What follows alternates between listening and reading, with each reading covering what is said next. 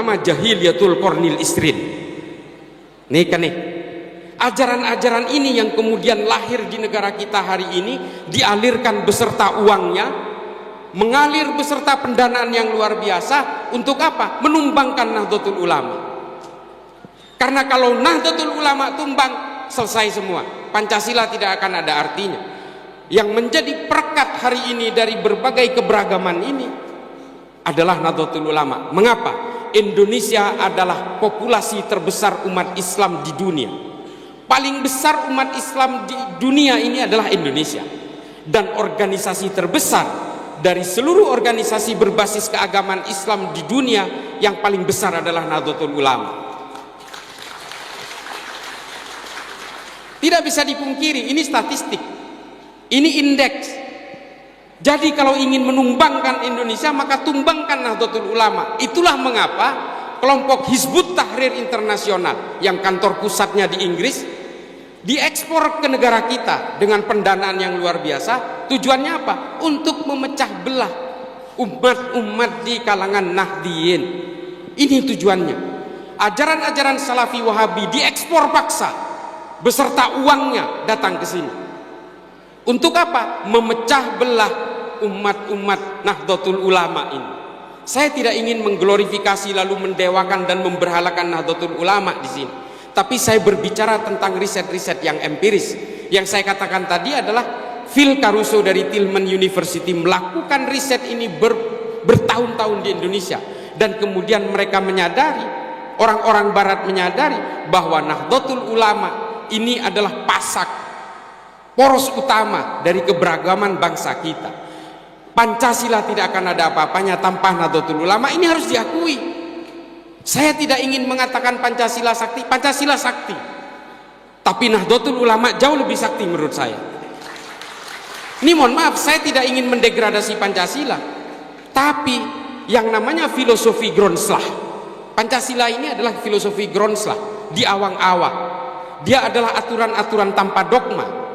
Tapi kalau agama, oning dogma, tahu dogma, percaya nggak percaya harus percaya. Nah, ini hanya dimiliki oleh basis-basis ilmu keagamaan yang kemudian mengalir di dalam NU, dan NU ini punya sanad-sanad keilmuan dari tabi'in sampai ke sahabat dan Rasulullah. Nah, inilah kemudian yang harus kita jaga, sanad keilmuan ini. Sementara gerakan-gerakan ideologi transnasional yang datang dari Arab, yang datang dari mana-mana ini harus kita tolak. Dan bukan hanya ideologi-ideologi berbasis Islam yang menyerang kita hari ini, juga termasuk yang menyerang Nahdlatul Ulama, termasuk komunisme juga mengalir ke kita. Mereka mengalir diam-diam. Cuma persoalannya memang komunis ini sudah tidak punya otot, Pak. Dia sudah tumbang di negaranya sendiri. Tapi kalau Salafi Wahabi sebentar lagi juga akan tumbang di negaranya sendiri. Coba perhatikan. Hari ini Saudi sudah menyadari kesalahannya bertahun-tahun. Pangeran Muhammad bin Salman mengubah undang-undang negaranya yang berbasis undang-undang agama yang dulu dibanggakan sebagai ajaran paling murni katanya. Hari ini semuanya dirubah.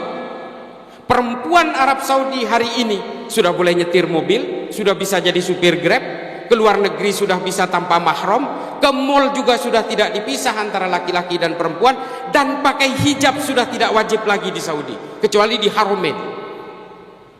Apakah dia mengubah hukum agamanya? Tidak, dia mengubah tafsir-tafsir agamanya. Ini dikatakan oleh Muhammad bin Salman di dalam salah satu saluran TV namanya Frontline.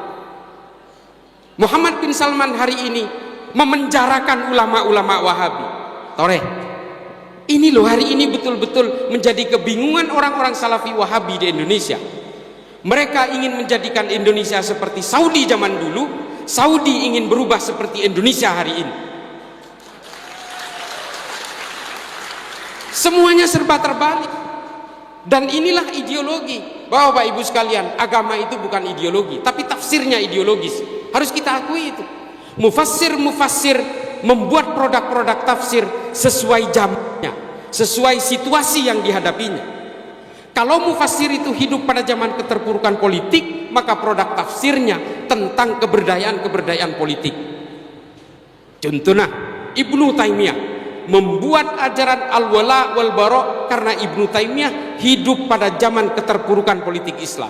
Setelah Bani Abbasiyah diserbu bangsa Mongol lalu runtuh pada tahun 1258, disitulah Ibnu Taimiyah hidup. Dan kemudian masa perang salib, ketika orang-orang Eropa berusaha menguasai Yerusalem dan melakukan peperangan-peperangan dalam perjalanannya menuju Yerusalem di tanah Arab. Pada masa itulah keterpurukan politik Islam terjadi, sehingga produk-produk tafsir Ibnu Taimiyah memang tentang keberdayaan politik. Menabih ahli-ahli tafsir penika odi neng zaman perang, produk tafsir pasti tentang perang. Kalau mufassir itu hidup pada zaman kemakmuran, produk tafsirnya pasti tentang kemakmuran. Ini contoh nih, menabi, kok saya bahasa Indonesia terus ini? Bahasa Madura terus. Contoh, kalau kita melihat perbedaan antar madhab misalnya, ada yang menganggap bahwa air liur anjing itu bukan najis mughalladhah misalnya. Ada yang menganggap hanya najis biasa. Karena yang menganggap air liur anjing itu adalah najis mughalladhah hidup pada zaman pandemi rabies. Dan orang yang meringankan, madhab ulama-ulama yang meringankan air liur anjing itu adalah ketika masa pandemi itu sudah selesai. Lalu kemudian produk-produk tafsirnya terpengaruh oleh situasi, oleh ahli tafsir itu. Nah, Arab Saudi hari ini menyadari kesalahan itu. Lalu kemudian dia ubah semua. Muhammad bin Salman, Pangeran Muhammad bin Salman dalam wawancaranya dengan New York Times, dia mengatakan bahwa kalau Saudi hidup dengan ajaran-ajaran Muhammad bin Abdul Wahab, maka Saudi akan menjadi negara paling terbelakang di dunia. Dan kemudian dia menyadari, lalu dia ubah semua tafsir-tafsirnya. Nih kan ini mangken nih. Dan dia dalam waktu dekat akan menghalalkan bank. Tore nih. Dek gimana mangken Salafi Wahabi sebedikin toh. Yang ada di Indonesia hari ini, kelompok Salafi Wahabi selalu mengatakan ajarannya yang paling orisinil, paling otentik dengan ajaran Nabi. Nabi tidak pernah mengkafir-kafirkan saudara seimannya, tapi dia dengan gampangnya mengkafirkan saudara seiman. Lalu dia mengaku bahwa itu adalah jalan yang paling orisinil. Logikanya di mana? Nabi ketika hijrah ke Madinah, dia mendamaikan orang yang sedang berkonflik. Suku Aus dan Khazraj yang sudah berkonflik selama puluhan tahun oleh Nabi didamaikan. Orang-orang Kristen dan orang Yahudi yang sebelumnya berkonflik untuk berebut pemungut pajak bagi kerajaan Persia, lalu kemudian oleh Nabi didamaikan. Orang-orang pendatang dan orang pribumi oleh Nabi didamaikan, yang kemudian tertuang dalam Piagam Madinah. Nabi dikenal sebagai tokoh paling moderat pada zamannya. Lalu sekarang ada orang yang mengaku ajarannya paling orisinil, paling otentik dengan ajaran Nabi, tapi selalu mengkafir-kafirkan orang Nahdien. Coba, padahal ajaran itu dirumuskan oleh ulama-ulama Saudi pada saat itu hanya untuk memperkuat politik kerajaan.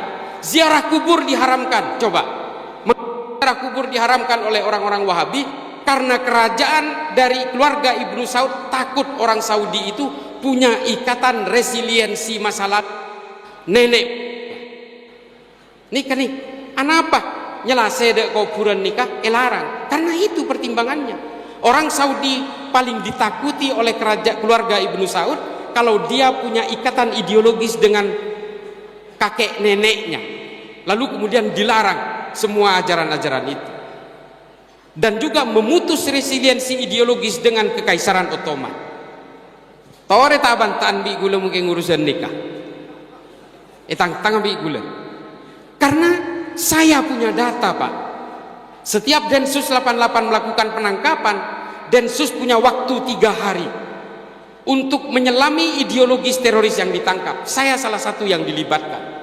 Dan saya yang berhadapan dengan mereka. Dan saya pastikan, wallahi, nikah gula sompaan. Takutnya ku ngomong gula. Mereka berfaham sama dengan kelompok Salafi Wahabi hari ini. Saya pastikan itu. Mereka punya keinginan untuk menjadikan negara agama yang konon katanya negara Islam. Saya tanya, kalau negara ini berdasarkan negara agama dan negara Islam, Islam yang bagian mana yang akan dipakai undang-undangnya? Kalau orang Nahdien yang berkuasa, lalu kemudian mereka melakukan maulidan, orang-orang Salafi Wahabi yang mengharamkan Maulidan, apakah mau dengan undang-undang itu? Kalau yang berkuasa adalah orang-orang Salafi Wahabi di negara ini, lalu mereka mengharamkan Maulidan, orang Nahdien mau? Tentu saja tidak mau, dan kemudian konflik-konflik pasti terjadi. Dan inilah yang terjadi kemudian di beberapa negara yang konon berdasarkan negara Islam itu. Yang terakhir saya ingin mengambil contoh. Saya pernah ke Sudan berkali-kali, dan saya sudah mempelajari. Sudan pada tahun 1983 menggunakan undang-undang syariah, menggunakan hukum hudud di dalam undang-undang kenegaraannya pada zaman Presiden Ja'far al-Numairi. Apa yang terjadi? Setelah itu Sudan terlibat dalam kudeta demi kudeta dan terlibat dalam perang sipil terpanjang di dunia selama 24 tahun. Dan yang paling tragis adalah Sudan menjadi pengekspor pengemis bertangan buntung terbesar di dunia. Karena apa? Sayyidina Umar pernah berkata, percuma kalau kemudian undang-undang yang keras itu diberlakukan kepada orang yang masih kelaparan. Lalu kemudian Sayyidina Umar mengampuni pencuri onta yang kelaparan. Orang-orang yang masih banyak yang kelaparan lalu diberikan hukum yang keras. Pada akhirnya semua rakyatnya terpotong tangannya. Bapak Ibu sekalian yang pernah ke Mekah atau ke Madinah, orang-orang yang menjadi pengemis di sekitar Misfalah dan Jihad itu rata-rata orang Sudan yang tangannya buntung. Mereka pernah mencuri lalu dipotong tangannya, lalu mereka menjadi pengemis seumur hidup. Karena apa? Karena mereka terpaksa mencuri meskipun undang-undangnya sangat ketat. Karena kelaparan, keluarganya kelaparan. Lalu kemudian orang Sudan menjadi buntung, hampir semua orang-orang di Sudan buntung tangan. Yang tidak terima kemudian siapa? Orang-orang Kristen yang berada di Sudan Selatan, lalu mereka memberontak dan hari ini Sudan terpecah menjadi dua bagian. Sudan Utara yang beragama Islam, Sudan Selatan yang beragama Kristen. Ini kalau kita berbicara tentang perbedaan keimanan dalam suatu negara yang kemudian dipaksakan menjadi homogen dalam undang-undang. Bayangkan kalau Indonesia ini dipaksa menjadi negara agama dan menggunakan undang-undang Wahabi misalnya. Orang-orang Nahdien tentu saja tidak akan terima dan akan melakukan pemberontakan-pemberontakan.